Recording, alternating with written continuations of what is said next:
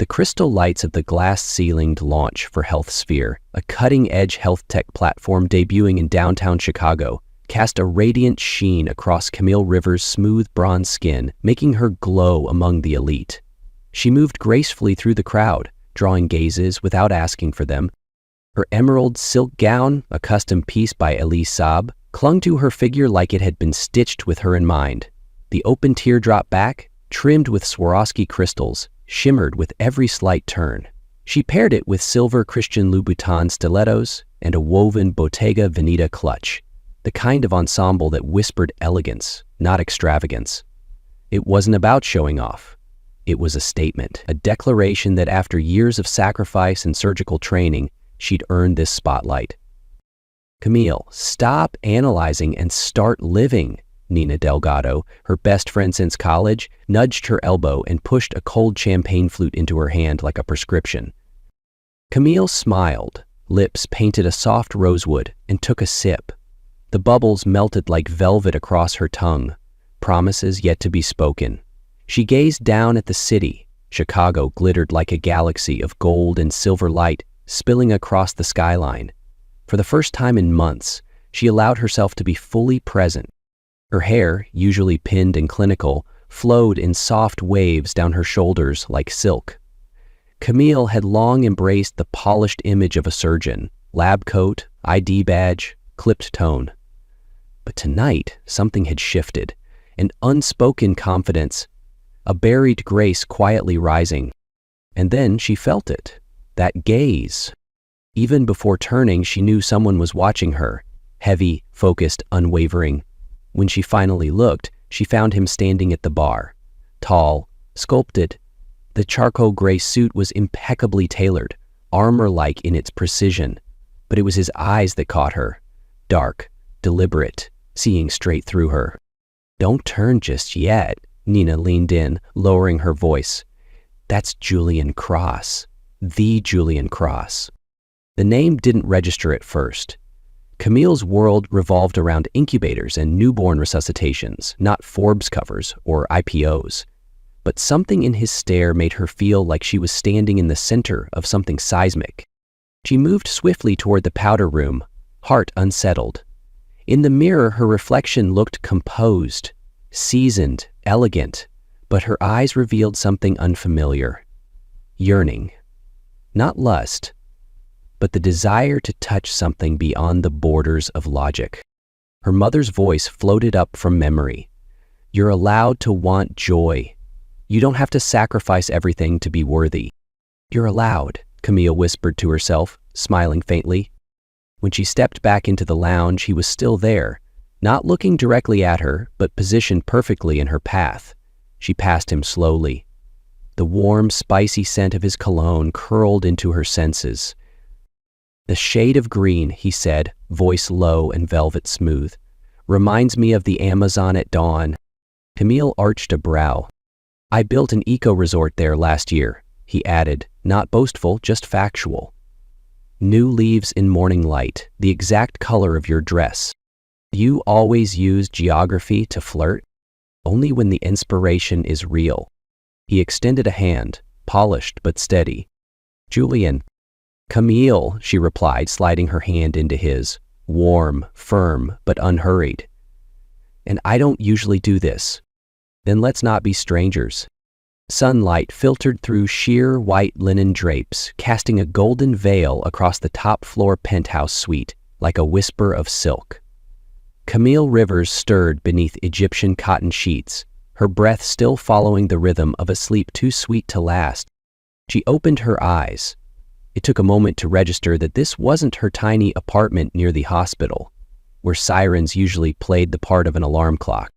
No, this place was quiet, almost reverent. High ceilings with antique chandeliers, abstract grayscale artwork hung in perfect symmetry along ash-toned walls. In the corner, a blooming white orchid stood in serene defiance of winter. Everything here was chosen not for show, but for control. Like the man who had brought her here. Julian Cross. The memories returned not in a rush, but like a gentle stream. Their quiet conversations, the laughter that lingered longer than expected, the first brush of skin, the final clasp of hands that brought her to this place. All of it felt so unplanned, and yet, somehow, inevitable. She turned. The bed beside her was empty. He was already gone. Sitting up slowly, she found her green silk dress draped neatly over a leather chair by the window, unwrinkled, preserved. Even that small gesture said something about Julian. Thoughtful, yes, but exacting. Barefoot, Camille moved across the dark wood floor. Before leaving, her eyes fell on the nightstand. A single book lay there, The Art of Stillness. Unexpected. For a man who ruled a tech empire, he had surprising tastes. Then, again, contradiction was written into life. She left no note, no number, no trace. Not because she didn't want to, but because she wasn't ready. Camille didn't know why last night mattered so much, but she knew this. If she stayed an hour longer, she wouldn't be able to keep the boundaries she'd spent years building. She was always the one with the plan, the one in control, the one married to purpose, not possibility. And Julian Cross? He was a question without an answer, at least not one she could afford to ask today. At the same time, Julian stood in his open kitchen, espresso in hand, watching the sky bloom in pinks and golds over Chicago. He'd been awake for hours, not from restlessness, but from something he couldn't name. He returned to the bedroom to find her side empty. No message, no sign. Just a lingering scent on the pillow, jasmine and bergamot. He wasn't surprised, but he was unsettled. A rare feeling for a man who built exits into every interaction, closed every deal with a plan. But Camille wasn't like anyone else. She was quiet in a world that demanded noise, the only person who hadn't asked about his net worth or his boardroom wins. She had talked about preemies and underdeveloped nervous systems like they were tiny miracles. And he had listened, not just heard, remembered. Downtown, Camille stepped into a cab, its windows cracked open to the chill of early morning. She touched her collarbone, where his lips had once lingered, softly, like a promise unspoken. She didn't call it escape. She called it preservation, guarding her sky before it got swept away.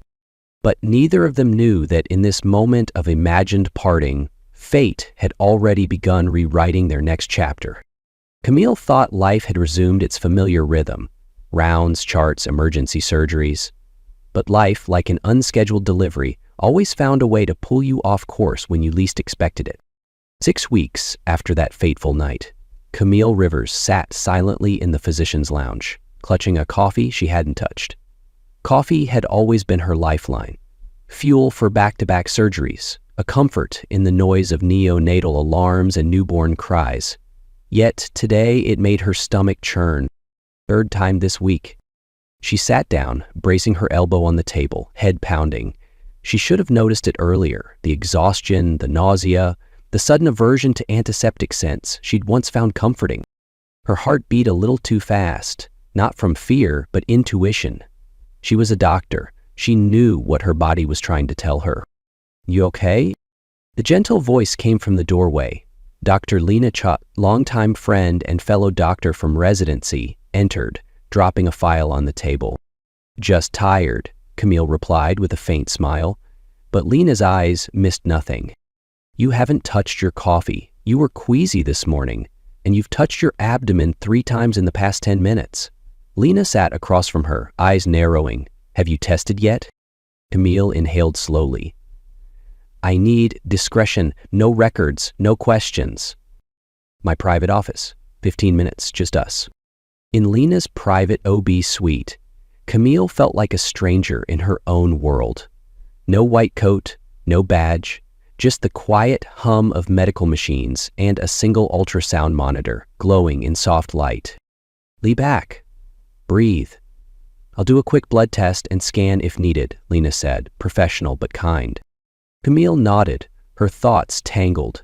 Never had she imagined being on this side of the exam table, hands clammy against sterile sheets. The positive test didn't surprise either of them. What came next did.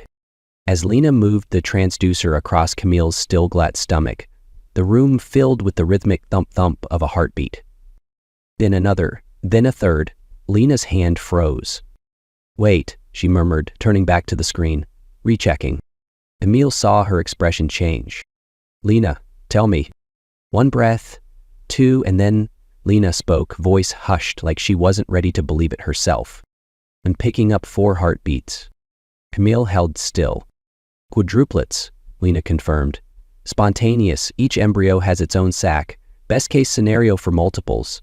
But it's still 4. The silence was deafening. The monitor beeped steadily as Camille stared at the screen. 4 flickers of light, like stars suspended in her womb. 4 lives, 4 heartbeats. All from one night. They sat in Lena's office, ultrasound images and lab results scattered across the desk. Camille's hand rested gently over her abdomen. Still flat, still quiet, but now impossibly full of life. "I can't believe this," she exhaled. "I know," Lena replied, squeezing her hand. "But you're not alone. I'll monitor you personally, but you need to start thinking. Career, health, medical support, and the father." Camille was silent. Julian. She had no number, no email, no social handle. She'd thought leaving things behind was wisdom. Now, it felt like a wall she couldn't break through. "I'm not ready to find him," Camille said at last. "I need time, a plan, control." "Emil," Lena said softly, "this isn't surgery. You can't control everything." Later that afternoon, Camille returned to her office, shut the door, and spread the ultrasound photos across her desk, each one a galaxy growing quietly inside her. She opened her notebook. Spontaneous quadruplets, 1 in 700,000. Separate amniotic sacs, lower risk.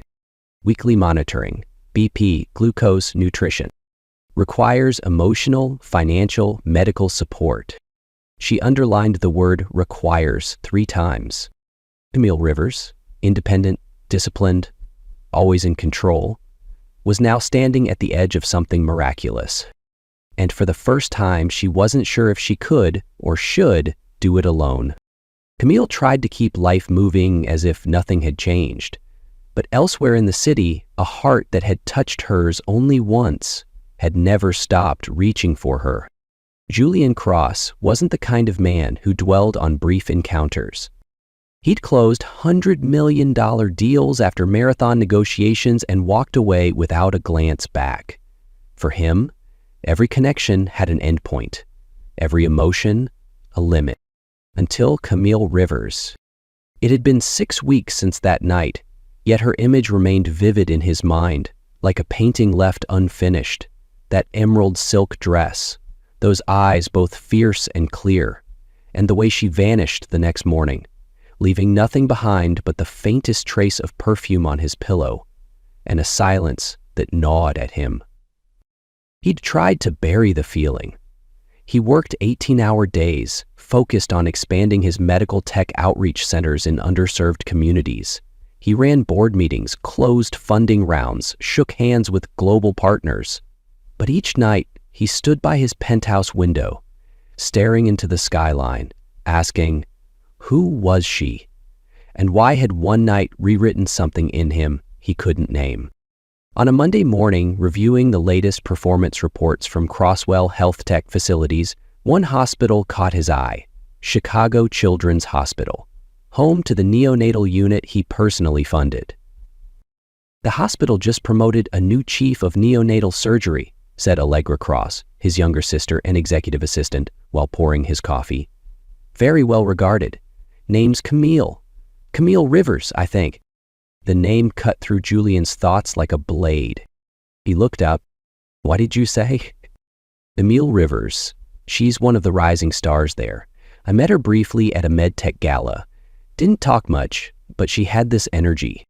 Julian froze. The world seemed to narrow to a pinpoint. The name. "Do you have a photo of her?" he asked, voice low. Allegra frowned, tapped her phone. "Hold on." "Yeah, here." She handed him her screen. There she was, Camille in a white coat, curly hair cascading, laughing softly beside a small patient. Julian didn't need a second look. It was her relief and dread hit him in one crushing wave. She worked at the very hospital his foundation supported, passed through the doors that bore his company's name, and he hadn't known. Without a word, Julian stood. Meetings were canceled, a confidential task force was assembled, but not to contain a crisis. To find one woman, Queequeg carefully, personally.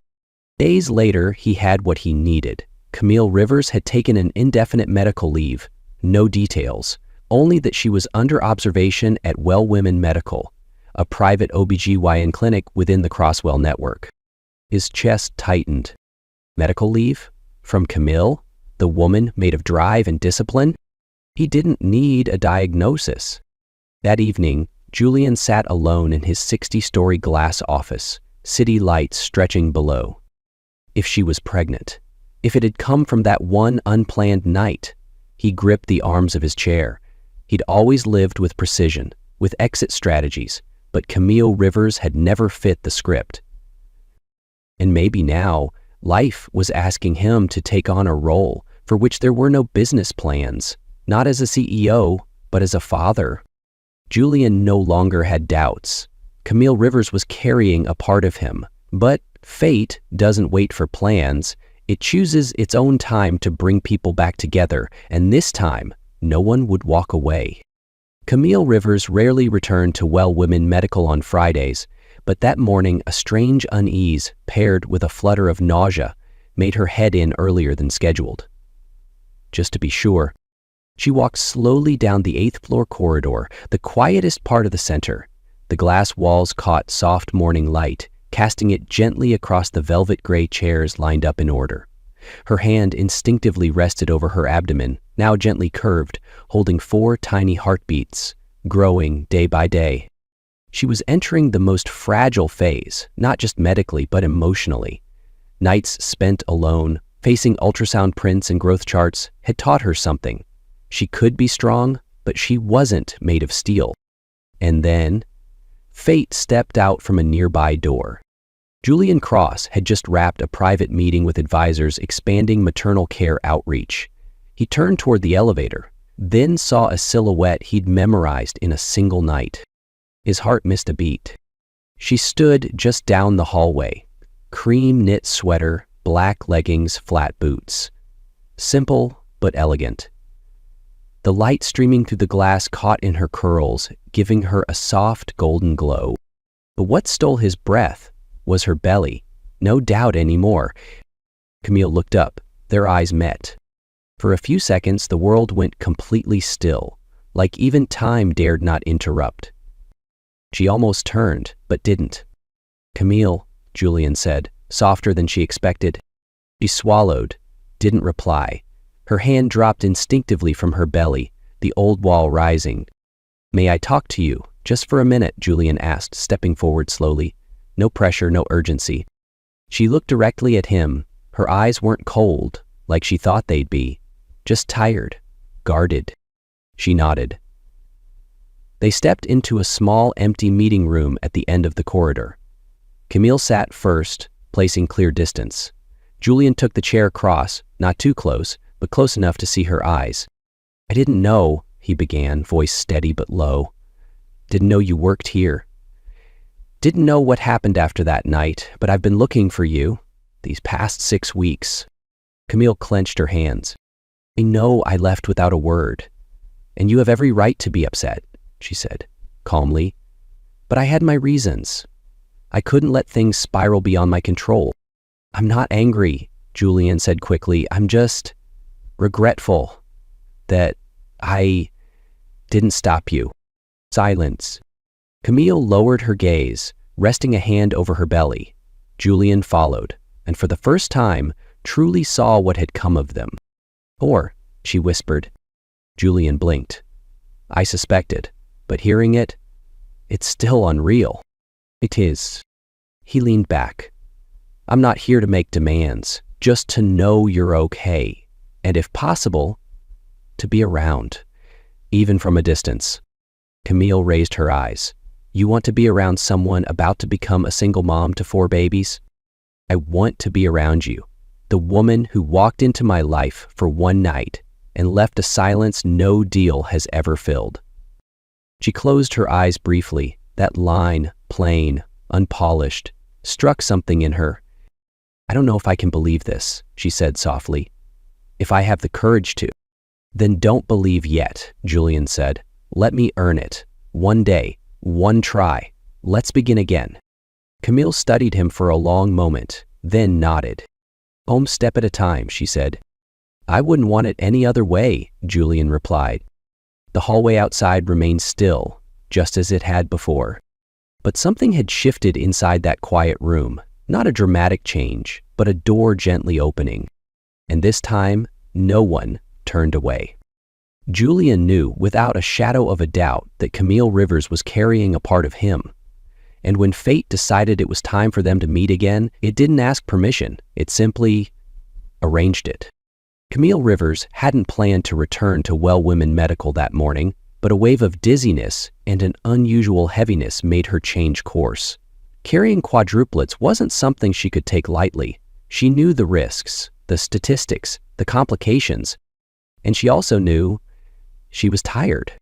The corridor on the 8th floor was quiet. Velvet gray chairs lined neatly along the glass walls.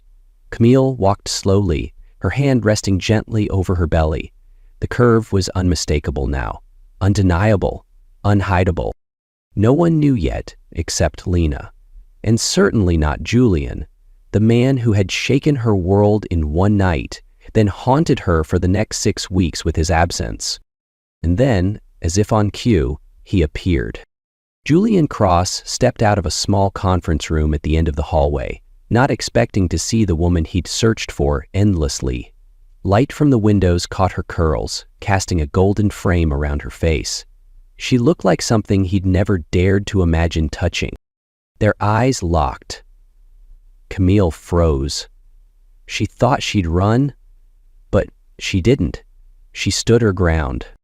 Camille, he said softly, his voice barely above a breath. Julienne, she replied, her tone low with surprise and tension. Can I talk to you? Just for a moment. She gave a small nod and quietly led him to an empty room at the end of the hallway. The small room had 2 chairs and a low table. Camille sat first, leaving a clear distance. Julian sat across from her, not too close, but close enough to see her face. I didn't know you worked here, he began, his voice calm. Didn't know what happened after that night. But I've been looking for you. Everywhere. Camille kept her eyes on the floor. I didn't leave any trace on purpose. I know, but are you okay? The gentleness in his voice made her look up. I'm pregnant. I figured. Not 1, 4. Julian said nothing. He didn't gasp. He didn't overreact. I had a feeling, he said, but hearing it from you still hits differently. Camille leaned back, her hand over her belly. I wasn't planning to tell you, not because I wanted to hide it, but because I didn't know if you'd want to know. Julian leaned forward slightly. Camille, even if it had only been one night, you were the one thing I couldn't walk away from. Do you really think I'd walk away from 4 lives tied to mine? She didn't answer. I'm not here for obligation. I'm not here because it's expected. I'm here because of you, because of what I felt, and still feel. She held his gaze longer this time. His eyes didn't carry promises or poetic lines, just steady intention and the quiet fear of being shut out. I need time, she said. Everything's big. I don't want one more thing I can't control. I'm not asking for promises, Julian said. Just one chance. Even if it's small? She nodded slightly. 1 step. He smiled. I won't waste it. And just like that, in a hallway where 2 worlds had once stood apart, a bridge had been laid. Not built from grand declarations, but from presence. No one turned away. No one was left behind. There were no grand apologies, no rushed commitments. Just 2 people who had once turned away, now choosing to walk again, slowly, carefully, but sincerely. Camille never believed in things that moved too fast. She lived by facts, patterns, experience.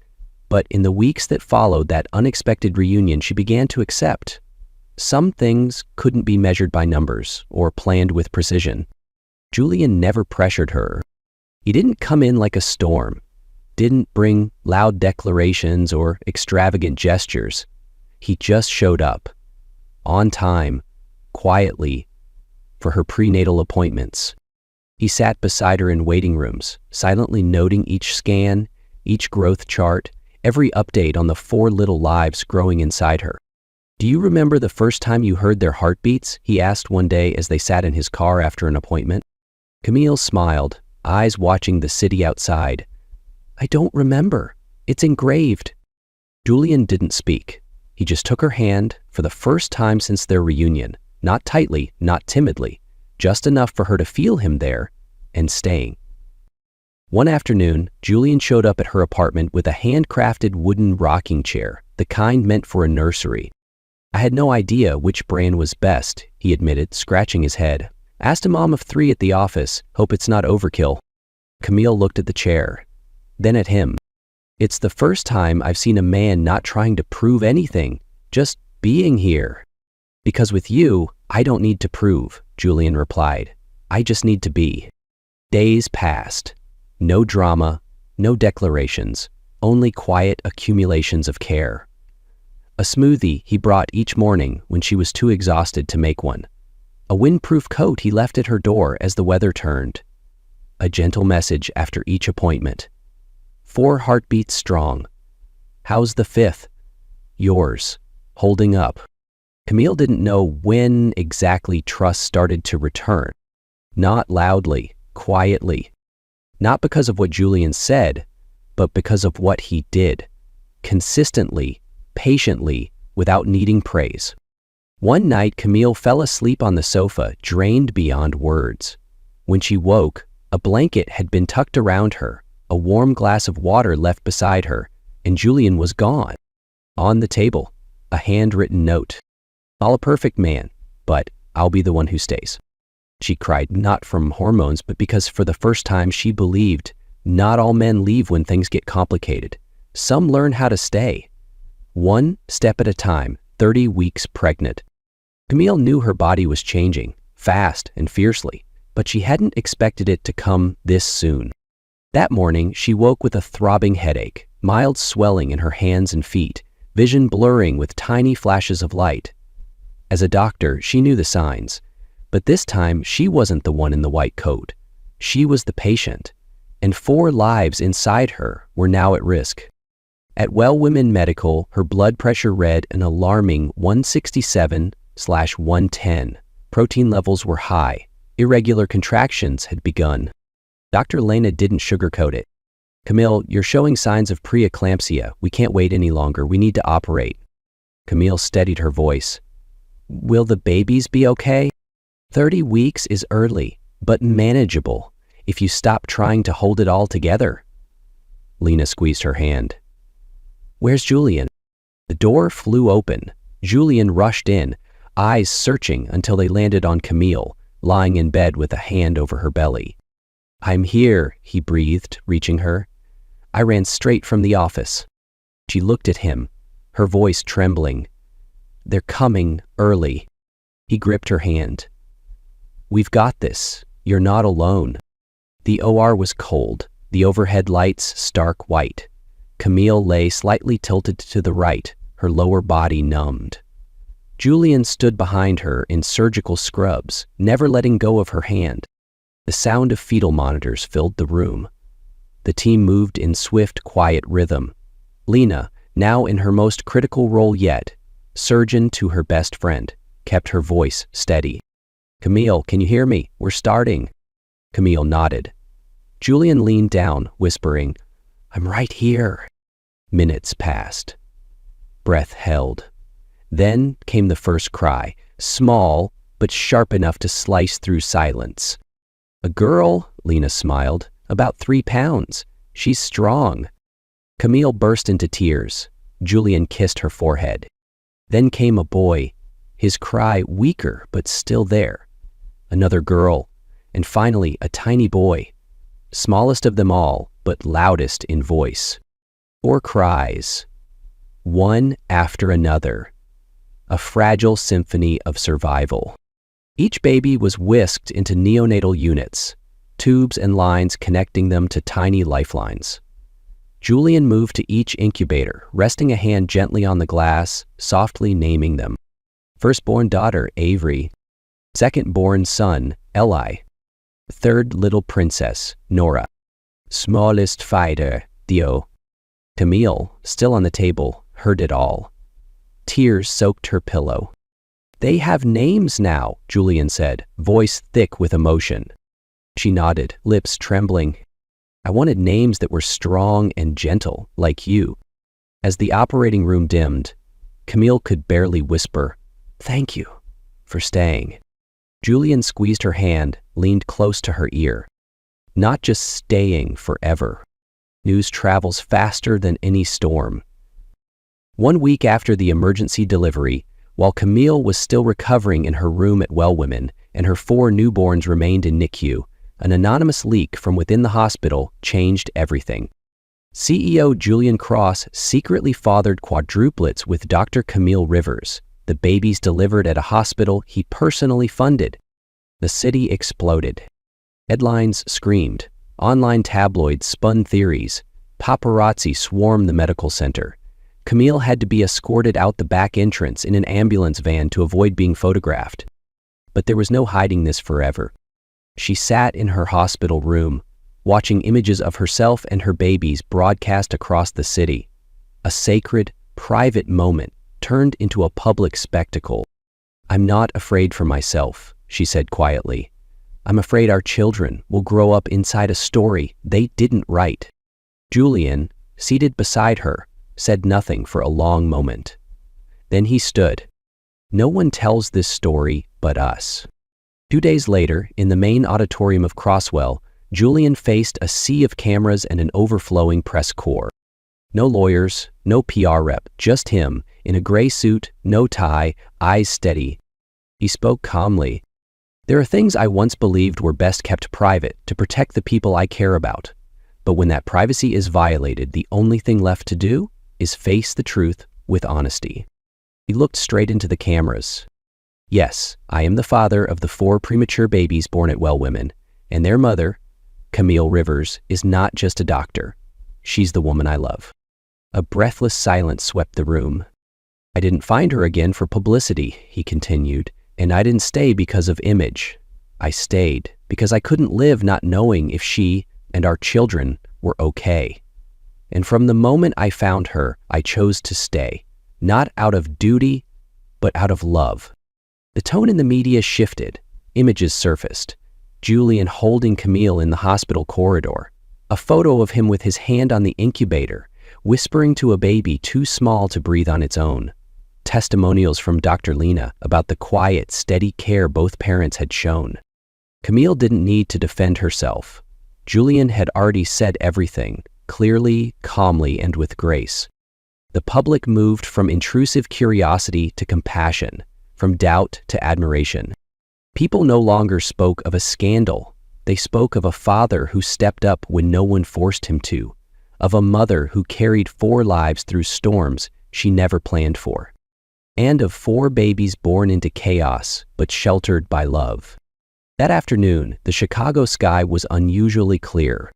Camille had been cleared by her doctor to leave the recovery wing for short walks, and Julian had asked if he could take her somewhere special. She walked slowly, hand in hand with him, heart fluttering with curiosity. Julian said nothing along the way, just smiled each time she asked where they were going. Finally, they stopped in front of a private room on the top floor of the postnatal wing, formerly a physician's lounge, now freshly remodeled. Julian opened the door. Warm golden light spilled from delicate pendant lamps. The soft scent of fresh pine filled the space, and in front of her was a nursery designed for 4 tiny lives. Each crib painted white with a hand-stitched blanket bearing a baby's name. A painting on the wall showed a family holding hands in a field. Her favorite rocking chair stood by the window. A bookshelf was packed with fairy tales. Every detail whispered care. Camille gasped, "You." Julian turned to her, eyes tender. I know you never needed saving. You've never been weak, never quit. But I hope you know, you don't have to do this alone. From his jacket, he pulled out a small box and opened it. Inside wasn't a sparkling diamond or something extravagant, just a simple platinum ring, elegant and refined, with 4 tiny initials engraved on the inside. A-E-N-T. I love you, not because of the babies, not because of fate, but because you're you, and I love what we created together. Avery, Eli, Nora, Theo. He stepped forward. Camille Rivers, will you let me stand by your side, not just as their father, but as your partner for the rest of our lives? Tears filled Camille's eyes, but this time they weren't from fear or exhaustion. They were from peace, she nodded. Once, twice, as if laying down the last of her reservations. I choose you, she whispered, not because I have to, because I want to. Julian took her hand and slid the ring onto her finger.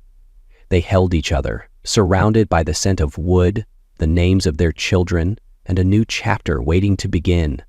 No more hiding, no more fear, just a family, whole and complete. Their wedding took place on a late autumn afternoon, beneath a soft Chicago sun that draped across the sky like a sheer veil. The glass garden in the city's heart was adorned with white blooms and golden candlelight. Not grand, not ostentatious, but simple and elegant, just like the road they had walked. Camille entered the aisle not alone but with 4 tiny angels in tow, the boys in miniature tuxedos, the girls in delicate lace dresses, each holding a sprig of baby's breath. The room fell still. A story once thought to exist only in fiction stood there real, breathing, and beating. Julian waited beneath the glass arch woven with flowers, his eyes never leaving hers. Not because she looked radiant in a square-neck satin gown, but because she was still the same woman he'd chosen. Since that very first morning, since the first cries of their children, they stood face to face, no officiant needed to prompt the vows. Julian took her hand and said quietly, I can't promise to be the perfect husband, but I promise to be the partner who never walks away. Camille smiled, tears catching the light. I can't promise to always be strong, but I promise to hold your hand, even when I'm at my weakest. Their 4 children giggled, like they understood. And in the glass garden above the city, the final symphony rose, not of violins or piano, but of laughter, of sighs of relief, of hearts beating in harmony. An ending, a beginning, a family, imperfect yet everlasting.